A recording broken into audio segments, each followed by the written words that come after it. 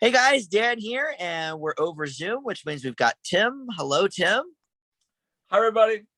I see you're wearing an appropriate shirt. It looks like a rocket ship in a jar. Yeah, it's the Firefly ship from Firefly. Oh, one of Tim's top shows is Firefly. That's Yeah, why I didn't get the reference. Okay, but I could yeah, tell it and was a ship. it's in a jar like fireflies.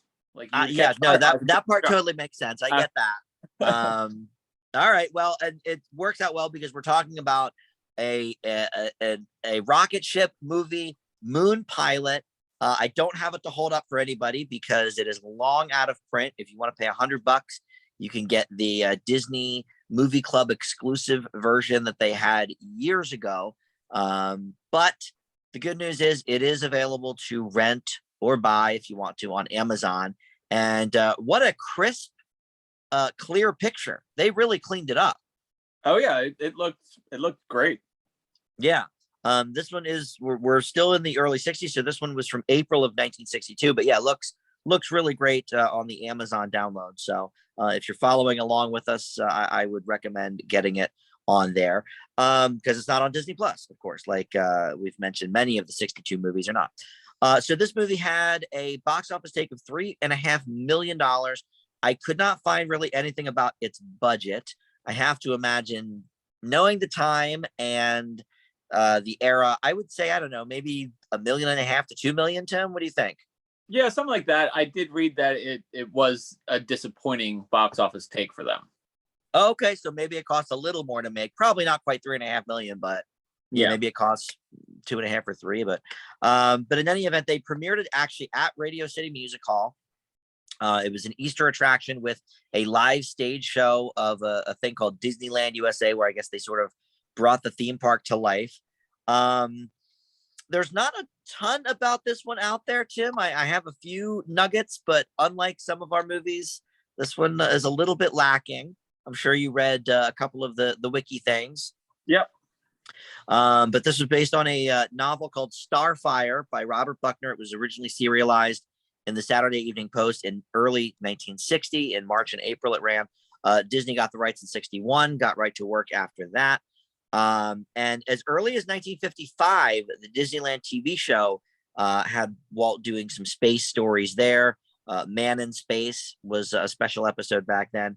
And now these characters that were sort of standard in space race films and TV shows were sort of being poked fun at, which, Tim will go a little bit more into the plot. But the FBI was having issues with their portrayal in the film, went to Walt and said, this is no good. First, they objected to an FBI agent guarding an astronaut. They thought, well, that's not what we do here at the FBI. It seems far fetched. I love that was the biggest, far fetched thing for them in the movie. But anyway, once the film came out, the FBI said that now the federal agent was not being portrayed in a very good manner. It was too slapstick, too uncomplimentary. But Walt obviously didn't really care. And we'll get into a little bit of the the actors and stuff. Tim always talks about that, but one very interesting one is Sally Field makes her debut in a film here. She would do Gidget a couple of years later, but this was her film debut. And were you able to pick her out, Tim, without help?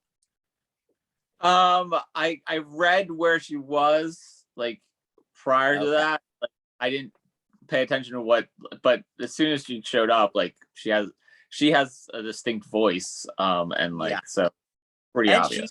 she speaks the most of really any of the beatniks. Yeah, well, I think Maybe the one in, each yeah. set had like one person. In her set, she was the main person that was speaking. Yeah, and she was in the first set. So, Yeah. And Joanne Worley, who would later be on Laugh-In and do a lot of voice work as well. This is her film debut here, but even IMDb doesn't know where she was because it says uncredited, unknown.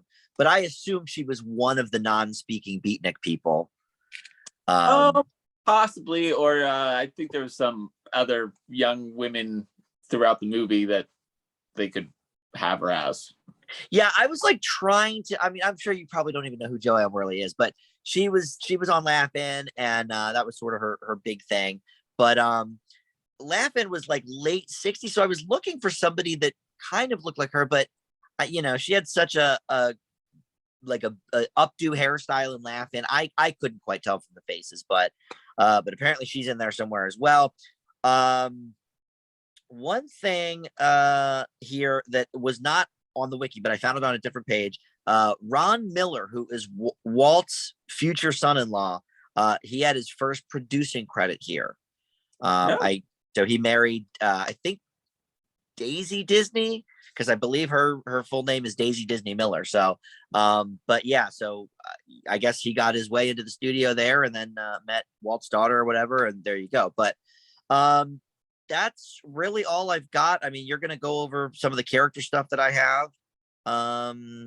That's really it. I do know that they renamed the book Starfire after the movie. So it was when they re-released it as an actual novel instead of just the serialization, it was called Moon Pilot to coincide with the movie. But other than that, that's really all I got, Tim. So let's hear about the cast and the plot of Moon Pilot. Okay, like Dan said, it's based on the 1960 novel Starfire, and that is the name of the rocket ship in this movie as well. So they kept that, and it's about the space race, the early space race. And we have an Air Force captain. He inadvertently volunteers to make the first manned flight around the moon. And then when he meets a mysterious young woman, Lyra, on a plane home, he believes that she is a spy, so he is put under the watchful protection of Agent McCluskey. And despite precautions, Lyra has a knack for showing up, and she might not be an enemy spy, but rather a friend with otherworldly origins. And that is the story of Moon Pilot. And I will mention that I did read that thing about the FBI being mad, and they changed the agency. So McCluskey wasn't an agent of the FBI in the movie. He was just like a special agent. I didn't pick up on that. Okay. So we have the cast here. It stars Tom Tyrone as Captain Richmond Talbot. Prior to this, he was on the Magical World of Disney for 17 episodes, portraying the same character of Texas John Slaughter. So it was a recurring Western on Magical World of Disney. He was nominated for a Golden Globe shortly after this movie. He for Best Actor for The Cardinal in '63. But other than this is the only Disney movie that he did, so we won't see him again. We have Danny Saval. She plays Lyra. She's a French actress, and she got this role because someone saw her on a magazine cover in France, and they thought she was going to be the next big thing. And because of bad box office, she went back to France and continued being an actress in France. She did do one other American movie, Boeing, which was with Tony Curtis and Jerry Lewis. We know those people. Yeah. Yeah, they were positioning her as the next Brigitte Bardot, and I don't know who that is. Wasn't happening. Yeah. We have Brian Keith. He plays Major General Vanneman. We've seen him twice before. He was the father in Parent Trap, and he was the trapper in The Ten Who Dared. We'll see him 2 more times in Savage Sam, and then The Tiger Walks. We have Edmund O'Brien. He plays Agent McCluskey. He was in Magical World of Disney as well. He played the same character in 6 episodes of The Ventures of Gallagher, and the expanding adventures of Gallagher, or something like that. It was like 3 episodes and then like another 3 playing the same character. He didn't play Gallagher, but he played someone else. But he is an Oscar winner for a supporting role for the Barefoot Contessa in '54. He was also nominated a few years after this for 7 Days in May, also for supporting, and he won Golden Globes for both those movies. Now, Barefoot Contessa, I watched because we got up to that in the Oscar A to Z on the old Film Fanatic show, and I do not remember it, to be honest, but I know that was one that we watched. Okay, so I guess I've seen this guy before. Yeah. So we have Tommy Kirk in a guest role here. He's not really in this movie that much. He plays Walter Talbot. Smallest part. Yeah, he plays Walter Talbot, Richmond Talbot's younger brother. We've seen him once, many times before this, but prior to this was Babes in Toyland, and then we'll see him next up in the next movie that we're going to be doing, which is Bon Voyage. Yeah, a lot of Tommy Kirk right in a row here. Yeah, Babes in Toyland. Yeah. This, and then Bon Voyage. Babes in Toyland, he was in the third act. This one, he guest rolled like a day of shooting, if that. Yeah, I mean, I feel like and this was all shot on location at the Disney properties in both LA and San Francisco. So yeah, he was probably just like there doing scenes for a different Disney movie, and Walt was like, look, we need some kind of somebody that people know from the Disney universe. So the Disney movie universe anyway. I know we've got a couple of TV people, but what a throwaway character. Yep. And then as you mentioned, it's the film debut of Sally Field. She does go on to do Disney roles. She plays Sassy Cat in she does the voice work for that in the Homeward Bound movies. Not the first batch of Bound movies, but the ones that came out in the 90s. Okay. And then she's also a 2-time Oscar winner. And then we have Joanne Worley as well. Wait, well, hold on. What did Sally Field win for? Hold on. The one she said, "You like me, you really like me." Was that for Union? What's Norma Ray? She went for that. She won for Norma Ray, and then a couple years later, she won for something.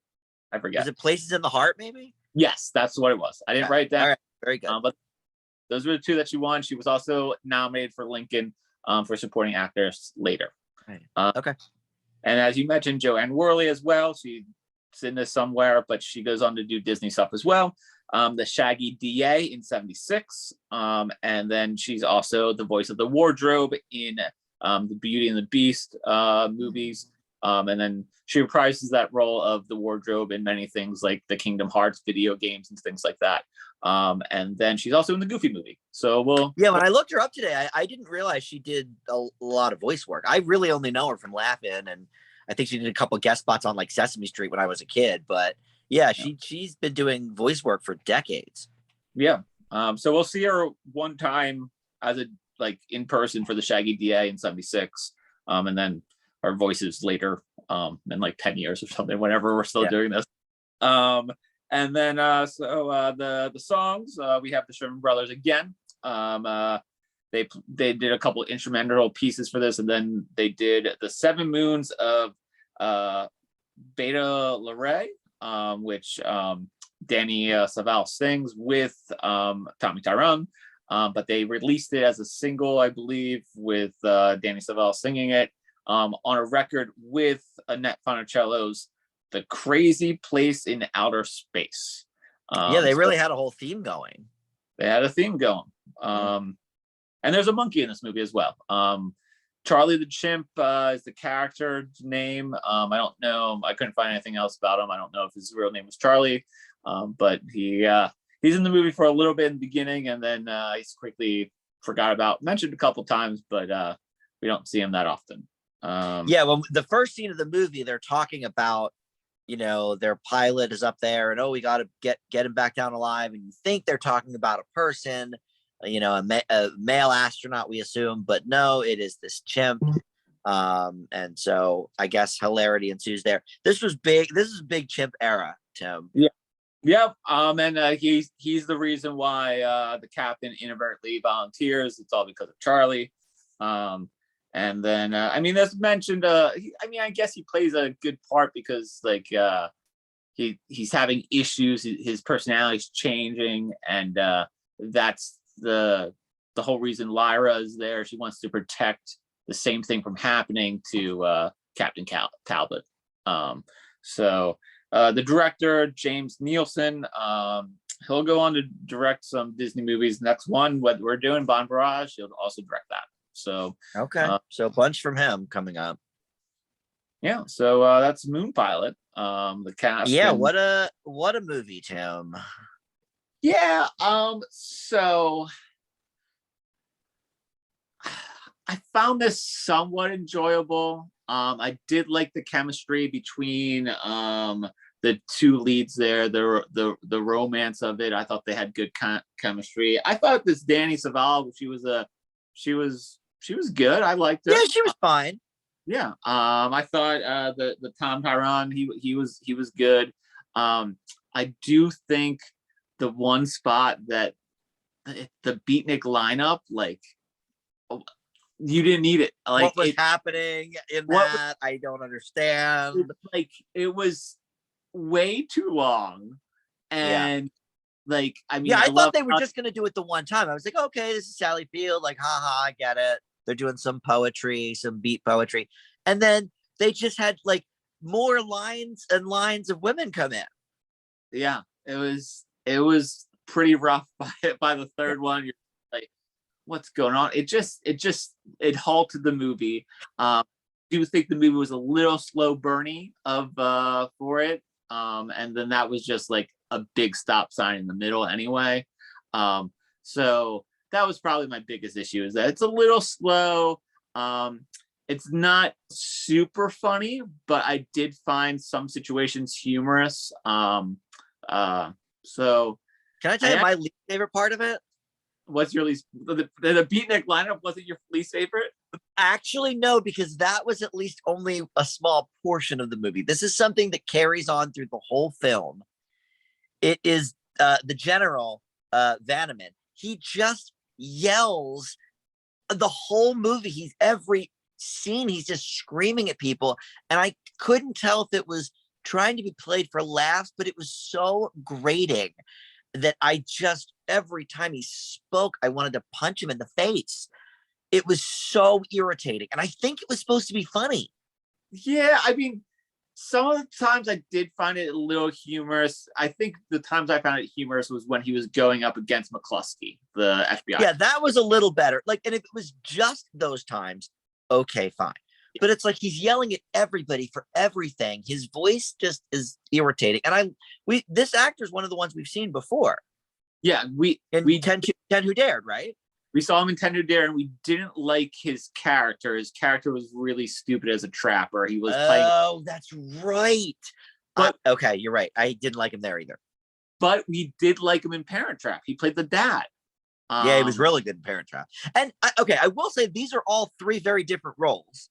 Yes. So, okay, the guy's got range. I'll give him that. But like, to me, it seemed like the only note he got in the script was just yell all your lines. And every conversation started out like, okay, well, so what's going on? And then they tell him, and then he just like he goes from 0 to 100 every time. Yeah, I mean, I did find it like a little humorous when he was so angry and mad. He was just yelling that other people couldn't get a word in to explain stuff. I mean, I thought it was little humorous happenstance type of thing. So did you find the portrayal of the fake FBI to be sort of silly? And yeah, I mean, but I think that's the point of this movie. I don't think anything in this movie is super realistic anyway. Like, yeah, and I actually found it kind of tame. Like, to me, I was thinking about, okay, well, just a few years after this, you had Get Smart on TV, which was like really poking fun at government, but specifically like the FBI and spies and this, that, the other thing. Way worse than this. Like, to me, I thought this was kind of a tame sort of jabbing. Yeah, I didn't think the FBI agent was incompetent at all. I didn't either. I thought he was just kind of in some hilarious situations. I mean, you have this girl that can vanish and show up, and like they don't really explain that, but I get it. So how about when he meets his kid, Tim? Hey, I mean, she has powers. Yeah, that was all right. Was one of the first scenes I think where we learned of her powers was when the kid showed up. Yeah, well, he was like, show me the future if you're so great. But there was a scene in the airplane where she read his mind. That's true. That happened a good bit before, like 15-20 minutes. Yeah, I agree though. I thought she was fine. This is kind of the era of like, let's grab a hot woman that barely speaks the language. Like this was like the Zsa Zsa Gabor kind of era where, let's just get a hot babe. But she did a fine job, I thought. She was kind of funny. Yeah. And I mean, for someone who's French and does not speak the English that well, I didn't think I had any time, like a hard time understanding what she was saying or anything like that. And here's what I like the most about this movie in terms of watching it now is that I felt like it was a really solid time capsule of entertainment of that period. Because like early 60s was when TV was like going all fantasy. It was when you had like My Favorite Martian and Gilligan's Island and Green Acres and all of these like, I Dream of Jeannie, Bewitched, The Addams Family, like all of those shows. And this sort of predates most of them. So I felt like it was sort of ahead of the curve in that regard. And then you have the whole chimp thing, which like chimps were real big at the time in entertainment as well. So as a time capsule of entertainment of the early 60s, watching it now, I actually kind of thought it encapsulated a lot of the, hip trends at the time. Yeah. More so than some movies we've seen. Like Babes in Toyland was obviously an homage to The Wizard of Oz, which was 30 years earlier, and a lot of the, I don't know, like, I guess this is sort of in the same vein a little bit as Absent Minded Professor in terms of like the fantasy and magical element of it. Yeah. But space race stuff was so hot at the time, we hadn't quite gotten to the moon. I would have to look up the year, but Abbott and Costello did, I think it was probably mid 50s. Did Abbott and Costello go to Mars? And that was a little bit similarly themed. It was kind of sexed up and, a lot of slapstick humor and stuff. But they actually went to Mars. Like this, from the title, I thought they were going to be on the moon a lot. Yeah, I thought he was going to put this babe on the moon. Yeah, I thought so too. But I mean, I thought all the stuff that they did with the space stuff, like the control rooms and the footage that they had of space and stuff like that, I thought that was done really well. Yeah, it was not done poorly at all. I agree. Yeah, the like the NASA room and yeah, mission control and all that stuff. Yeah. Yeah, the chimp, I understand his purpose. And as a plot device, I get it. But I don't feel like that, I guess they could have explained that without actually even having him in the movie. I think they just threw him in to be cute for the kids. Well, I mean, also, I believe a monkey went to space before man did. So, I mean, it made sense. Oh, yeah, I forgot about that. Did that happen before 62? I guess it did. I think so. I don't know. Yeah. Yeah, I guess it would have, right? Yeah. So, yeah, let me think. So. Yeah. How about Tommy Kirk only being in one scene or two scenes? I think that was, but I mean, they had him on lot like probably all the time. So I mean, it makes sense. I mean, he was a hot commodity at the time. I mean, all the girls loved him. So like, they could easily just put him in there and be like, oh yeah, Tommy Kirk's in this, and then the girls go out and then they're like swoon over him, and then they get this point that he's only in 2 scenes. Yes, I would agree. I think if you're going to this movie to see Tommy Kirk, yeah, I was trying to think of like if there's a comparison. Like I know we joke all the time about Andy Garcia not really being in Passengers, and they sort of promoted that. But I was trying to think like, was there like a Zac Efron movie or something where like they hyped him up and then he was barely in it? But I couldn't really think of anything. Oh, you know what it is? It's Wolf on Wall Street with Matthew McConaughey. They had that. Oh, you're right, McConaughey. They really amped that up. Yeah, they really showed him going. Yeah, and then only one scene. I think he's that movie was twice as long as this. Yes, it's like a 3-hour movie. Oh my god, yeah, that's a very good example actually. Yeah, people can't, and that was when he was red hot again. Everybody loved the McConaughey. All right, well, yeah. What else? The song was okay. It's very catchy. It was smart. They put it at the very end of the movie because you leave the theater humming it. Yeah. Yeah. Um, yeah, what else? I don't know. That's all I had really for it. Yeah. What a movie. Yeah, I thought it was okay. I agree. I'm sort of C plus range.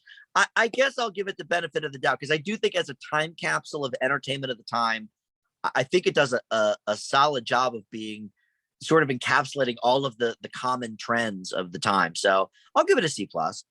Yeah, I'm on. I was right around there, CC plus. I mean, I wasn't really sure exactly, but um, probably like this two grades more than Babes in Toyland, so I'll give it a C plus. Okay. Yeah, I think that's fair. And yeah, I'm glad I didn't pay the $100 for the DVD of it.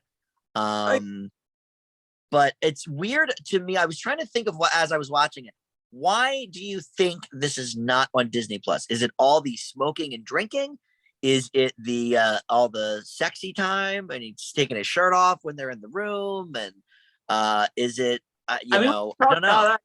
I mean, it is a little bit more chore themed, like, but Parent Trap is on Disney Plus, and Yeah, but I feel like you can't not have Parent Trap on Disney Plus.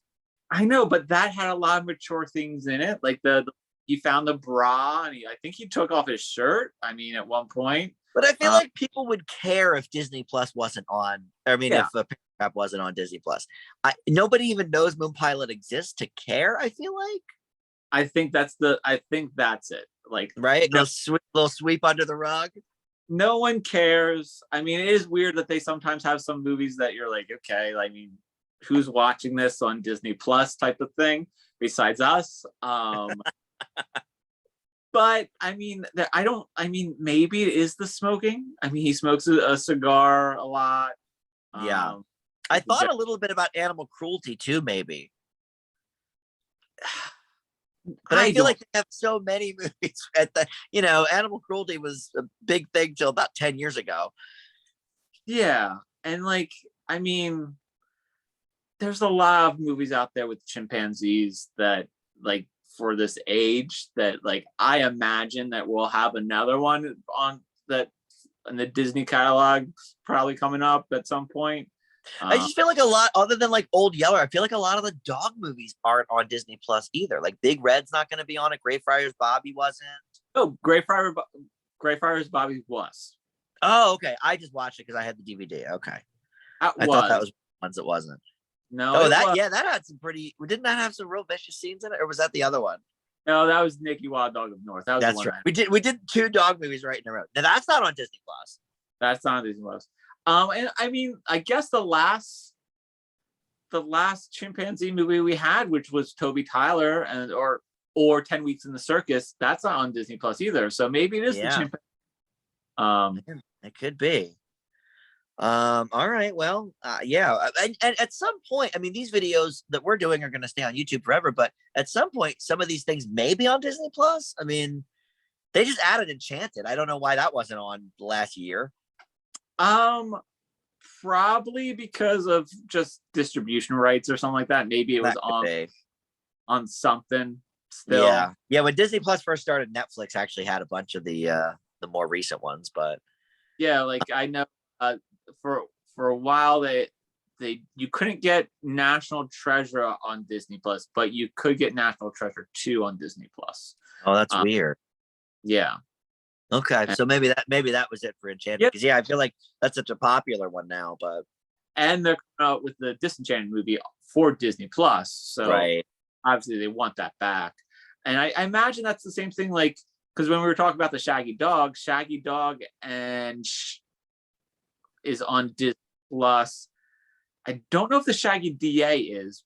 Maybe that was, but the new Shaggy Dog with Tim Allen definitely wasn't. And like I was that. So and people love their Tim Allen Disney movies. Yeah. Huh. So, all right. Well, yeah, who knows? But I do think it's a combination. I mean, there's smoking, there's sexing, there's animals, and it's a movie no one's heard of. So I guess why bother?